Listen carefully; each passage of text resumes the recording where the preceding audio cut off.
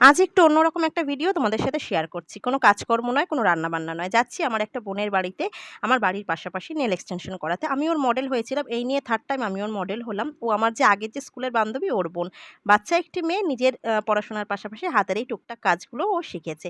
যেহেতু ওদের পেজের জন্য মানে Facebook, YouTube ওদের পেজের জন্য ওদের মাঝেমধ্যেই মডেল দরকার হয়। তো আমাকে মানে অনেকদিন ধরেই মেসেজ করছে, "দিদি একটু এসো। আমার মানে একজন মডেল দরকার, তুমি একটু এসো।" তো যেহেতু আমি মানে ওর সাথে তো আমার বহুদিনের পরিচয়, তো আমি ওকে সবসময় বলি যে যদি সিঙ্গেল কালার করিস আমার হাতে তাহলেই যাবো। কোনো ডিজাইন, কোনো স্টোন হাতের মধ্যে এখন কত রকমের এসব ডিজাইন হয় না, আমার একদম পছন্দ হয় না। যেহেতু আমাদের রেগুলার কাজের হাত না, তো ওরকম ডিজাইন খুব একটা ভালো লাগে না আমার। তাই আমি বললাম যদি সিঙ্গেল কালার করিস তাহলেই আমি যাবো। আগেও যতবার করেছিলাম না সিঙ্গেল কালারই করেছিলাম।